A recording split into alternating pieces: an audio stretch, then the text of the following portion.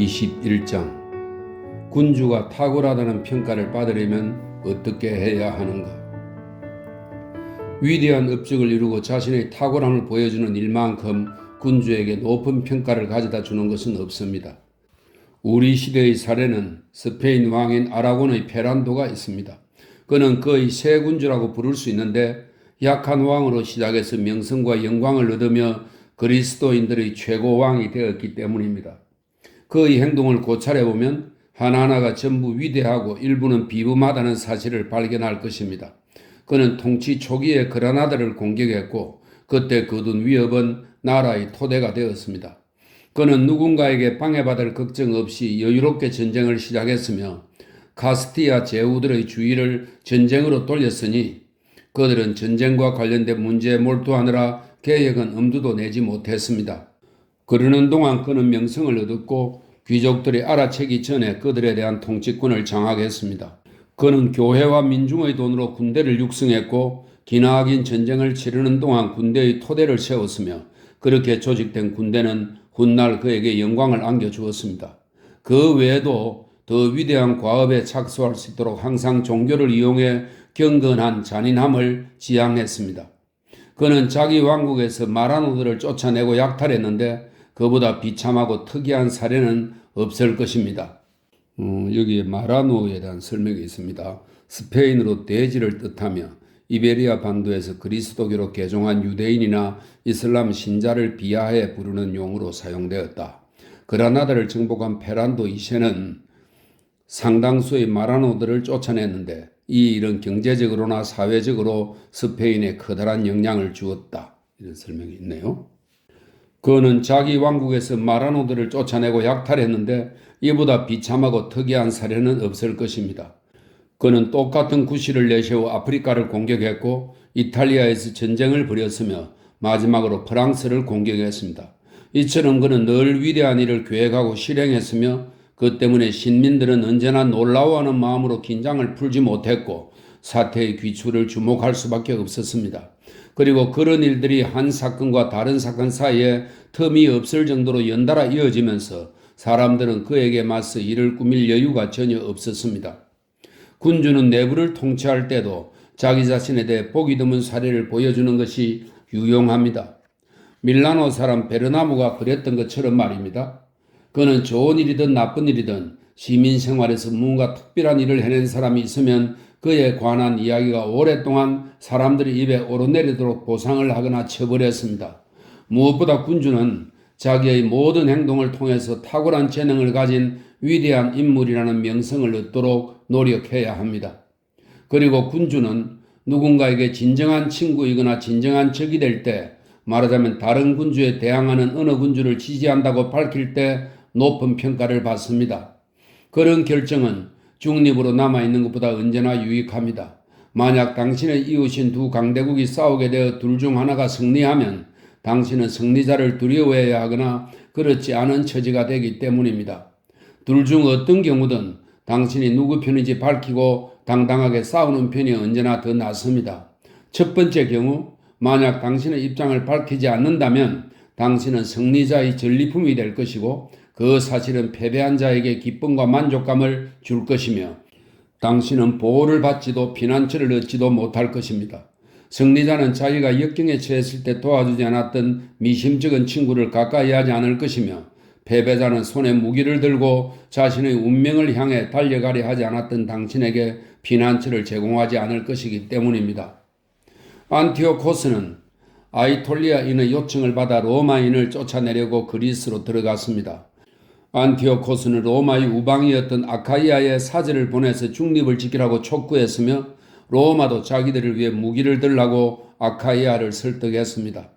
이 문제는 아카이아인의 평의회에서 논의되었는데 거기에서 안티오코스의 사절이 중립을 지키도록 그들을 설득하자 로마 사절이 말했습니다.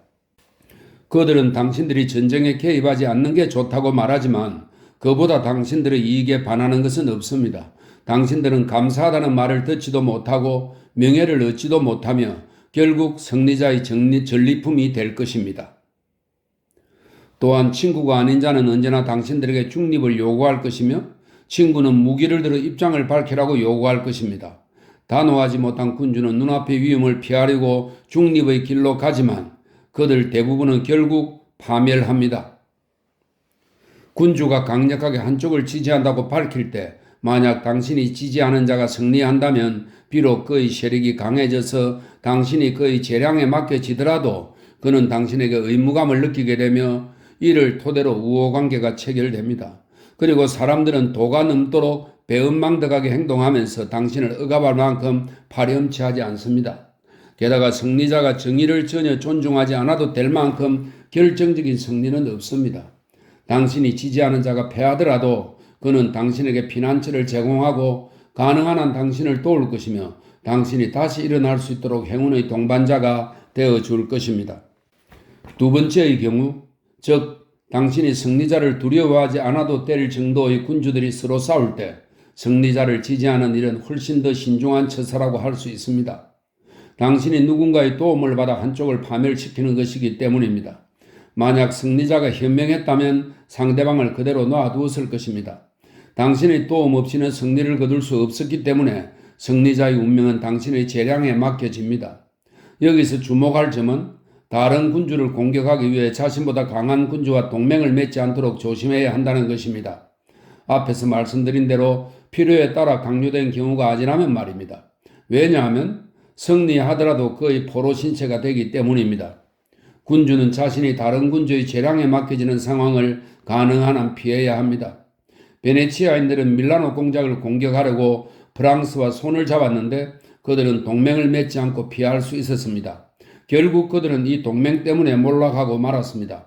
하지만 교황과 스페인이 군대를 이끌고 롬바르디아를 공격하러 갔을 때 피렌체인들이 맞닥뜨린 것처럼 피할 수 없는 상황이라면 군주는 위에서 말씀드린 이유로 전쟁에 개입해야 합니다. 어떤 나라도 자기들이 안전한 선택을 할 수 있다고 믿어서는 안 됩니다. 오히려 의심스러운 결정을 해야 한다고 생각하길 바랍니다. 하나의 불편을 피하려고 노력할 때 다른 불편과 전혀 마주하지 않을 수 없는 것은 만물의 이치입니다. 하지만 신중함은 불편한 것들의 특성을 알고 덜 나쁜 것을 선택할 줄 아는 데 있습니다. 군주는 재능 있는 사람들을 환대함으로써 자신이 재능을 사랑한다는 점을 보여주고 탁월한 예술가들을 존중해야 합니다. 뿐만 아니라 시민들이 상업이나 농업에서 또 모든 직업에 종사하는 사람들이 자기 일을 평온하게 할 수 있도록 격려해야 합니다.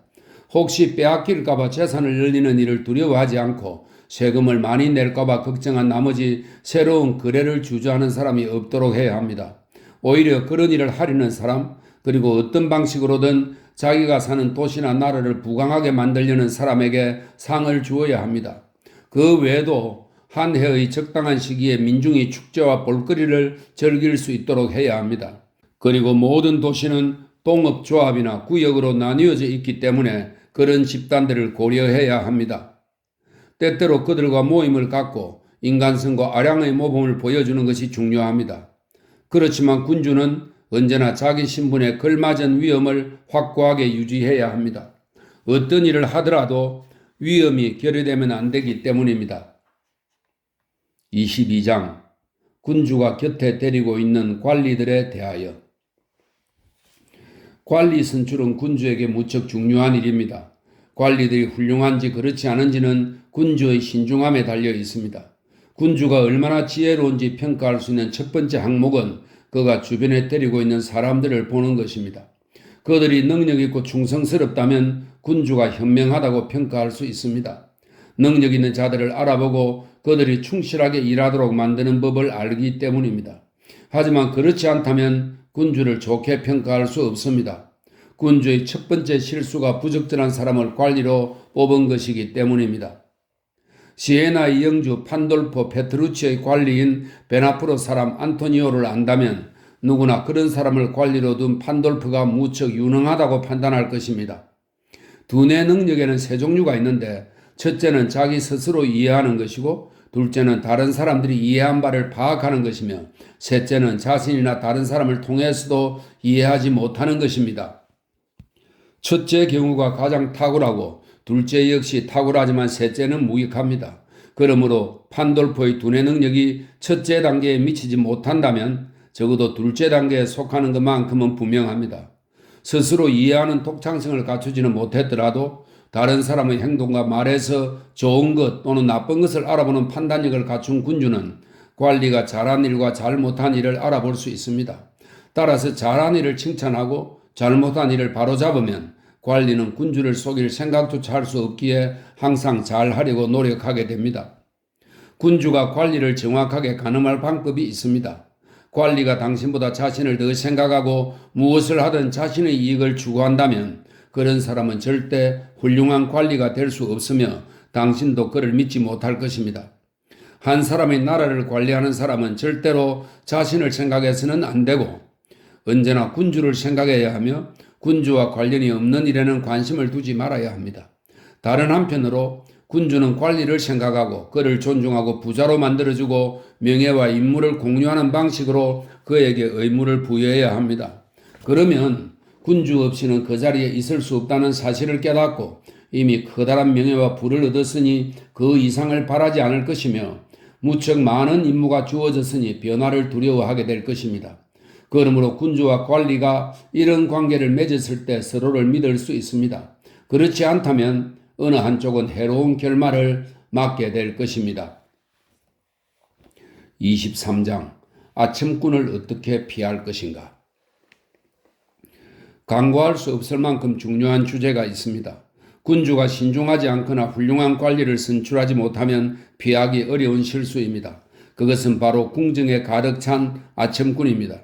자기 일에 만족한 나머지 자기 기만에 빠진 사람은 아첨이라는 전염병에서 자신을 보호하기 어렵습니다. 또한 그렇게 하려고 하면 경멸을 받게 될 위험에 부딪힙니다. 아첨에서 자신을 보호할 유일한 방법은 당신에게 진실을 말해도 당신이 불쾌하게 여기지 않는다는 사실을 사람들에게 이해시키는 것뿐입니다. 하지만 모두가 당신에게 진실을 말할 수 있다면 당신은 존경심을 잃게 됩니다. 그러므로 신중한 군주는 제3의 방법을 선택해야 하는데 나라에서 현명한 사람들을 뽑고 그들에게만 자유롭게 진실을 말할 권리를 주는 것입니다. 다만 군주가 질문하는 것이 안에 그렇게 하도록 하고 다른 경우는 허용하지 말아야 합니다. 그러나 군주는 모든 일에 대해 질문하고 그들의 의견을 들어야 하며 그런 다음 나름의 기준에 따라 혼자서 결정해야 합니다. 그리고 그들이 자유롭게 말할수록 군주가 충고를 더욱더 잘 받아들인다고 생각하게끔 행동해야 합니다. 그들 외에는 누구의 말도 듣지 말고 결정한 일은 곧바로 추진하며 자신이 내린 결정에 대해서는 확고부동한 모습을 보여야 합니다. 이와 다르게 처신하는 군주는 아첨꾼들 때문에 추락하거나 서로 다른 조언을 듣고 결정을 자주 바꿉니다. 그래서 별로 좋은 평가를 받을 수 없습니다. 이와 관련해 저는 최근의 예를 하나 들고 싶습니다. 황제 막시밀리안의 사람인 루카 신부는 자신의 주군이 누구와도 상의하지 않고 어떤 일도 자기 방식으로 하지 않는다고 말했는데 이는 앞에서 말씀드린 것과 정반대 입장을 취한 것에서 비롯된 일입니다. 황제는 비밀로 둘러싸인 사람이기 때문에 자신의 계획을 누구에게도 알리지 않고 누구의 의견도 듣지 않습니다. 하지만 실행 과정에서 계획이 드러나고 주위에 있는 사람들이 반대하기 시작하면 황제는 쉽게 마음을 바꾸는 성격이라 자신의 계획을 포기합니다. 그래서 어느 날 하던 일을 다른 날에 그만두며 그가 하고 싶거나 계획하는 일이 무엇인지를 전혀 알 수 없습니다. 그러면 누구도 그의 결정을 신뢰할 수 없습니다. 군주는 언제나 조언을 들어야 합니다. 무엇보다 다른 사람이 원할 때가 아니라 자신이 원할 때 들어야 합니다. 요구하지 않았는데도 무슨 일에 대해 조언하려는 사람이 있다면 그의 입을 막아야 합니다. 하지만 군주는 언제나 폭넓게 질문해야 하며 인내심을 가지고 진실을 들어야 합니다. 그리고 누군가가 무슨 이유에서건 진실을 말하지 않는다는 사실을 알면 분노해야 합니다.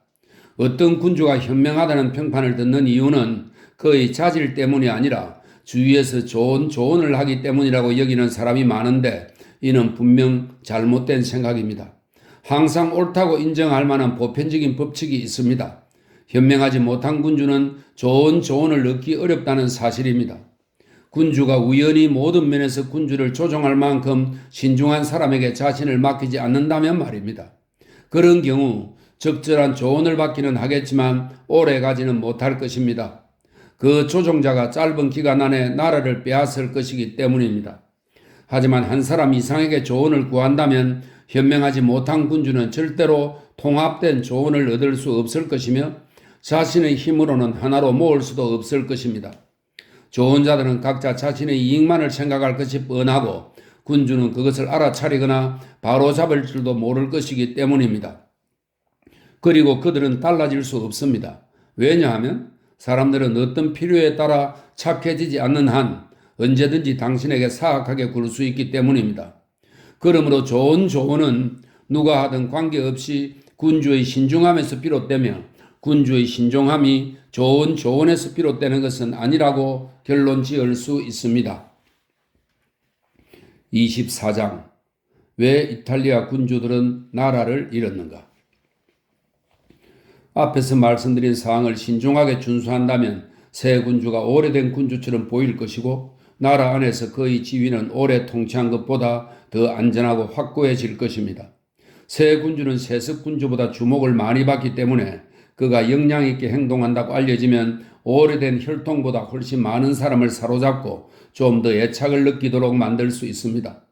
사람들은 과거보다 현재의 일에 더 많이 끌리는 법이라 지금 상황이 좋다면 그것을 즐기고 다른 것을 찾지 않습니다.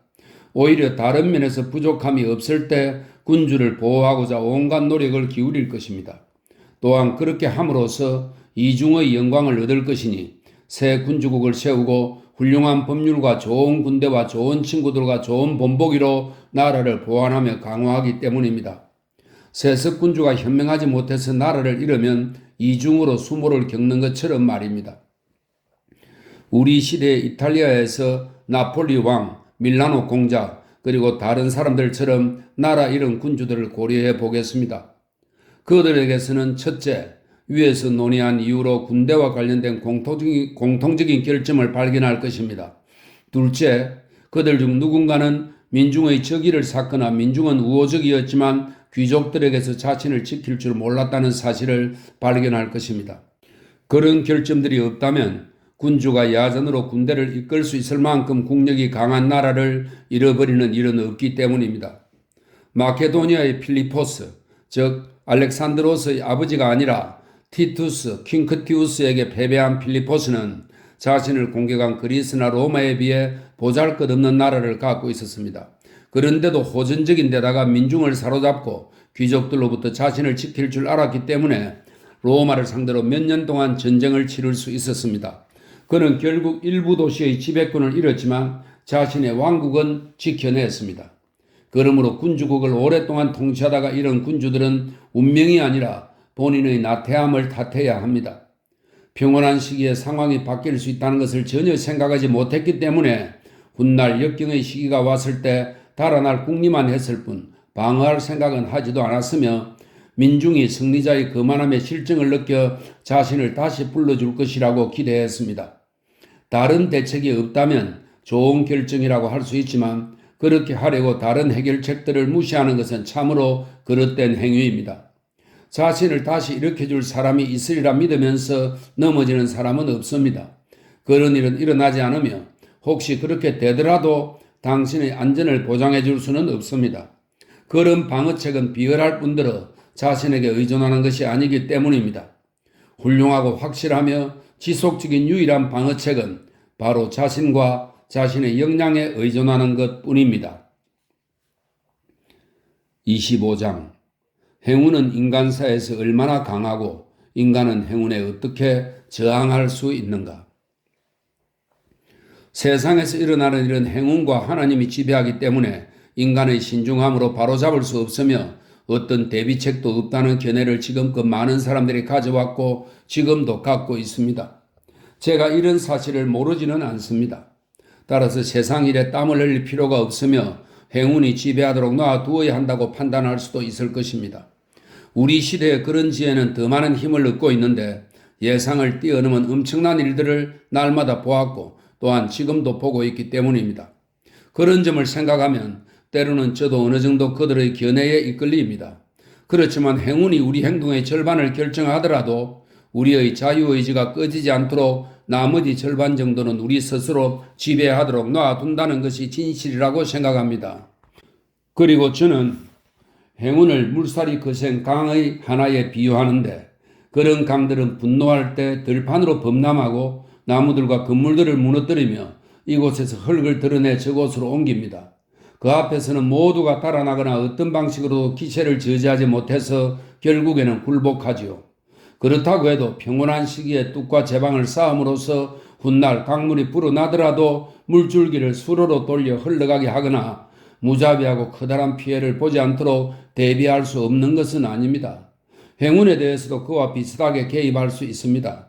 행운은 역량이 자신에게 저항할 만큼 조직되지 않은 곳에서 힘을 과시하며 자신을 막을 뚝과 제방이 준비되지 않은 지점을 알아채고 그곳에 공격을 집중합니다. 만약 당신이 그런 변화의 중심지이면서 격변을 유발한 이탈리아를 고려해 보신다면 그곳은 어떤 뚝도 없고 제방도 없는 벌판이라는 사실을 아실 것입니다. 만약 이탈리아가 독일, 스페인, 프랑스처럼 적절한 역량을 갖추고 대비했다면 홍수가 났어도 그렇게 커다란 변화를 초래하지는 않았을 것입니다. 어쩌면 아예 홍수가 나지 않았을지도 모릅니다. 행운에 저항한 것에 대해 제가 말씀드린 일반적인 내용은 이것으로 충분하다고 봅니다. 하지만 더 구체적인 경우로 좁혀서 본다면 군주가 성격이나 자질이 전혀 바뀌지 않았는데도 오늘 행복했다가 이튿날 파멸하는 모습을 볼 수 있습니다.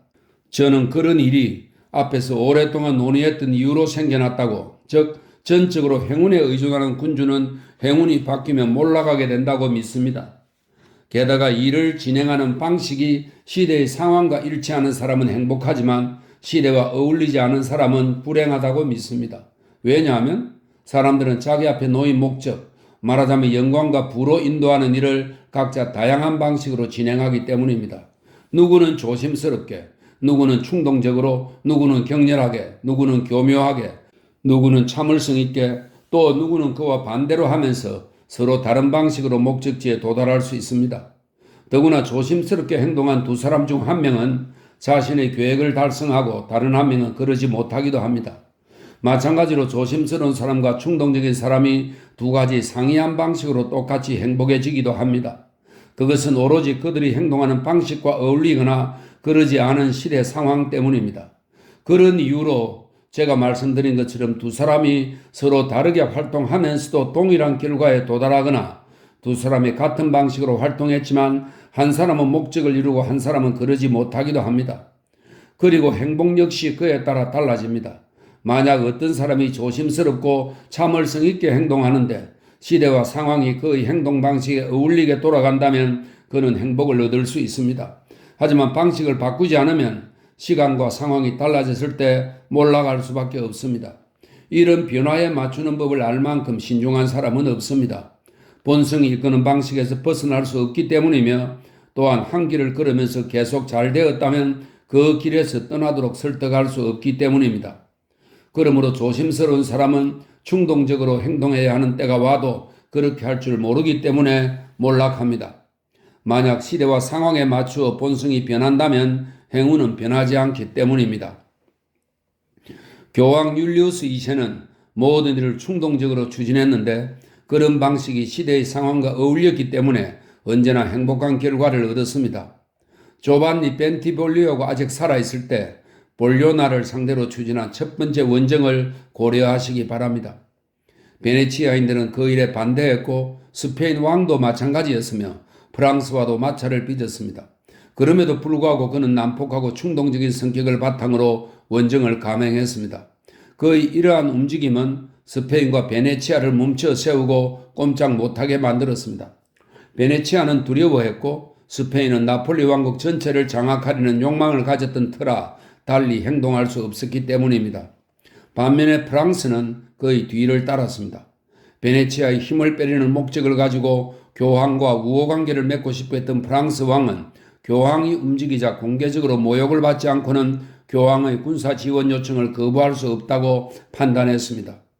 이처럼 율리우스 2세는 인간적으로 신중한 교황이라면 절대로 할 수 없을 법한 충동적인 움직임으로 일을 추진했습니다. 그리고 다른 교황이라면 모든 일이 확실하게 정리된 다음 로마를 떠나려고 기다렸을 테지만 만약 그가 그렇게 했다면 절대 성공하지 못했을 것입니다. 왜냐하면 프랑스 왕은 수많은 변명을 했을 것이고 다른 자들은 교황에게 커다란 두려움을 안겨주었을 것이기 때문입니다. 그가 한 행동이 모두 비슷하고 성공적이었기 때문에 그의 다른 행동에 대해서는 말할 필요가 없을 듯합니다. 짧은 생애 덕분에 그는 정반대 상황을 겪지 않았습니다. 만약 조심스럽게 진행해야 하는 시대가 왔다면 그는 파멸할 수밖에 없었을 것입니다. 본성이 이끄는 방식에서 절대 벗어나지 않았을 테니까요. 행운은 변하고 사람들은 자신들의 방식을 고집하기 때문에 서로 일치하면 행복하지만 그렇지 않으면 불행하다는 결론을 내리겠습니다. 저는 조심스러운 것보다 충동적인 편이 더 낫다고 확신합니다. 행운은 여자라서 그녀를 지배하고 싶다면 때리고 세게 부딪힐 필요가 있기 때문입니다. 또한 그녀는 냉정하게 행동하는 사람보다 충동적인 사람에게 더욱 쉽게 복종한다는 것을 알 수 있습니다. 그러니까 행운은 여자이기에 언제나 젊은이들에게 우호적인데 젊은이들은 덜 조심스럽고 더 난폭하며 더 대담한 자세로 그녀에게 명령하기 때문입니다. 마지막 글입니다. 26장. 이탈리아를 장악하여 야만인들로부터 해방하라는 권고. 오늘날 이탈리아는 새로운 군주에게 영광을 안겨줄 시대가 도래했는지 신중하고 역량 있는 군주에게 영광이 되면서 이탈리아 사람 모두를 행복하게 해줄 수 있는 형식이 도입되도록 기회를 제공해줄 진료가 있는지 앞에서 논의한 내용을 모두 고려하면서 저 스스로 곰곰이 생각해 보았습니다. 많은 것이 새로운 군주에게 우호적인 방향으로 흐르는 듯해서 지금보다 더 적합한 시대가 있었는지 모를 정도입니다. 그리고 제가 말씀드린 것처럼 모세의 역량을 알기 위해서는 이스라엘 민족이 이집트에서 노예가 잘 되어야 했고 키루스의 위대한 정신을 알기 위해서는 페르시아인이 메디아인에게 억압되어야 했으며 테세우스의 탁월함을 알기 위해서는 아테네인이 흩어져 있어야 했습니다. 마찬가지로 현재 이탈리아 정신의 역량을 알기 위해서는 이탈리아가 현재와 같은 극단적 처지로 전락하고 히브리인보다 더 심하게 예속되고 페르시아인보다 더 큰 억압을 받고 아테네인보다 더 흩어져 있으면서 지도자도 없고 질서도 없이 두들겨 맞고 약탈당하고 찢기고 짓밟히고 온갖 종류의 파멸을 겪어야 할 필요가 있었습니다. 그리고 지금까지 이탈리아를 구원하라는 하나님의 명령을 받았다고 판단할 수 있을 만큼의 여명이 누군가에게서 드러났지만 훗날 그가 절정기에 이르렀을 때 우리가 본 것처럼 행운은 그를 거부했습니다. 그리하여 생명 없이 남은 이탈리아는 누군가가 자신의 상처를 고쳐주고 롬바르디아의 약탈 및 나폴리 왕국의 토스카나의 수탈을 끝내고 오랜 세월 동안 만성이 되어버린 고통에서 벗어나게 해주길 기다리고 있습니다. 그런 야만적인 잔인함과 오만함에서 자신을 해방해줄 누군가를 보내달라고 하나님께 기도하는 모습을 보십시오. 그리고 만약 깃발을 들 사람이 있으면 곧바로 그 뒤를 따르고자 준비하는 모습을 보십시오. 현재 이탈리아는 전하의 탁월한 가문 외에는 희망을 가질 만한 존재가 없습니다. 전하의 가문은 행운과 역량을 토대로 현재 군주로 있는 교회와 하나님의 호의를 얻어 해방의 지도자가 될 수 있습니다. 앞에서 말씀드린 사람들의 삶과 행동을 상기해 보신다면 그렇게 되는 것이 아주 어렵지는 않을 것입니다. 그들은 비록 비범하고 놀라운 인물들이었지만 그들 역시 인간일 따름이며 지금보다 좋은 기회를 얻지도 못했습니다. 왜냐하면 그들의 과업은 이보다 정의롭지도 수월하지도 않았으며 하나님께서 전하보다 그들을 더 우호적으로 대하시지도 않았기 때문입니다. 여기에 위대한 정의가 있습니다. 필요한 전쟁은 정의롭고 무력 외에 다른 희망이 없을 때 무력은 경건합니다. 여기에 최상의 여건이 있으며 여건이 좋으면 커다란 위험이 없을 것입니다. 제가 목표로 제시한 사람들의 방식을 따르신다면 말입니다. 그 외에도 전례 없이 하나님께서 보내신 특별한 사건이 나타났으니 바다가 열렸고 구름이 길을 안내했고 물이 바위에서 솟아났고 이곳에 만나가 비처럼 내렸으며 모든 것이 당신의 위대함을 드러내기 위해 모여들고 있습니다. 나머지는 당신의 몫입니다. 하나님께서는 모든 일을 직접 하시지 않습니다. 우리에게서 자유의지와 우리 몫의 영광 일부를 빼앗지 않으시려는 섭리입니다. 앞에서 언급한 이탈리아인들 중 누구도 전하의 탁월한 가문이 해낼 거라고 희망하는 일을 이루어내지 못했다고 해서 놀랄 이유는 없습니다. 이탈리아에서 일어났던 수많은 변혁과 전투에서 언제나 이탈리아의 군사적 역량이 주저앉은 것처럼 보여도 의아해야 할 필요가 없습니다. 단지 옛날의 군사 제도가 좋지 않았고 새 제도를 창안할 줄 아는 사람이 없었기 때문입니다. 새롭게 부상하는 사람에게는 자신이 창안한 새 법률과 제도만큼 커다란 영광을 가져다 주는 것이 없습니다. 새 법률과 제도가 훌륭하게 확립되고 위대해진다면 그는 칭송과 존경을 받을 것입니다. 이탈리아에는 모든 형식을 도입할 진료가 없지 않으니 위대한 역량이 우두머리들에게는 없지만 개개인들에게는 있습니다. 소수가 전투를 하거나 결투를 할 때 이탈리아인들의 힘과 민첩함, 재능이 얼마나 뛰어난지 살펴보십시오. 하지만 군대에서는 그런 장점이 나타나지 않습니다. 이는 우두머리들이 허약한 데서 원인을 찾을 수 있습니다.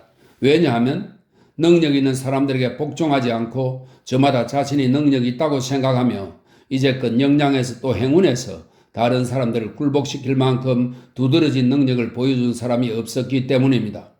이런 이유로 오랜 세월 동안, 즉 지난 20년간 발발했던 전쟁에서 순수하게 이탈리아인들로 조직된 군대는 언제나 좋지 않은 결과만 거두었습니다.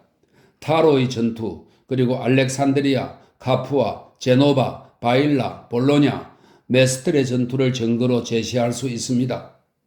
그러므로 전하의 탁월한 가문이 자신의 나라를 구원했던 뛰어난 인물들의 길을 따르고자 한다면 무엇보다 먼저 자신만의 군대를 조직해야 하니 이 일은 모든 과업의 진정한 토대입니다. 그들보다 더 충성스럽고 더 진실하며 더 나은 병사들을 얻을 수는 없기 때문입니다. 병사 개개인이 뛰어나더라도 군주의 명령을 받으며 군주로부터 존중과 환대를 받을 때 그들 모두 단결해서 더욱 훌륭해질 것입니다. 따라서 이탈리아의 역량으로 외국인들로부터 나라를 방어하려면 그런 군대를 갖추어야 합니다. 비록 스위스와 스페인의 보병이 무시무시하다고 평가되지만 그럼에도 불구하고 그들에게는 약점이 있습니다. 따라서 제3의 제도를 갖춘다면 그들과 대적할 수 있을 뿐만 아니라 그들을 능가할 것이라고 확신합니다. 스페인 보병은 기병에게 저항하지 못하고 스위스 보병은 자기들처럼 집요하게 싸우는 보병과 맞부닥뜨렸을 때 두려워하기 때문입니다. 그래서 스페인 보병은 프랑스 기병에게 저항하지 못하고 스위스 보병은 스페인 보병에게 패한다는 것을 이미 목격했으며 앞으로도 그럴 것입니다. 후자에 대해서는 확실하게 경험하지는 못했지만 적어도 라벤나 전투에서 징후를 보았습니다. 그때 스페인 보병대와 싸웠던 독일 군대는 스위스 군대와 동일한 전술을 썼습니다. 스페인 보병은 작은 방패를 들고 민첩한 몸놀림으로 독일 보병의 기다란 창 사이로 들어가서는 별다른 피해 없이 상대방을 공격했는데 독일 보병은 이런 전술에 맞설 대책을 세우지 못했습니다. 만약 기병대가 도와주지 않았다면 독일 보병은 아마 전멸했을 것입니다. 그러므로 두 나라 보병대의 단점을 알면 기병에게 저항할 수 있고 다른 보병대를 두려워하지 않을 만한 보병대를 새로 조직할 수 있습니다. 무기의 성능을 개선하고 전술을 바꾸면 이런 일이 가능해질 것입니다. 이처럼 새롭게 확립된 것들은 새 군주에게 명성과 위대함을 안겨줄 것입니다. 그러므로 이탈리아가 오랜 세월 동안 고대했던 구원자를 볼 수 있도록 이 기회를 놓치지 말아야 합니다. 외세의 침입으로 고통을 겪었던 모든 지방에서 그 구원자를 얼마나 큰 사랑으로 맞이할지, 얼마나 간절한 복수의 목마름으로, 얼마나 집요한 믿음으로, 얼마나 경건한 자세로, 얼마나 많은 눈물을 흘리며 환영할지 저는 감히 표현할 수 없습니다. 어떤 문이 그 앞에서 닫히겠습니까? 어떤 민중이 그에게 복종하기를 거절하겠습니까? 어떤 질투가 그를 반대하겠습니까? 어떤 이탈리아 사람이 그를 추종하지 않고 거부하겠습니까? 야만적 지배의 악취가 모두에게서 풍깁니다. 그러므로 전하의 탁월한 가문이 정의로운 과업에 뒤따르는 희망과 용기로 임무를 맡으셔야 합니다. 그 깃발 아래에서 조국이 고귀해지고 그 후광 아래에서 페트라르카의 말이 실현되도록 말입니다. 역량이 광기에 대항하여 무기를 들고 전투는 짧게 끝날 것이니 이탈리아인의 가슴 속에서 옛날의 용맹이 아직 죽지 않았기 때문이요.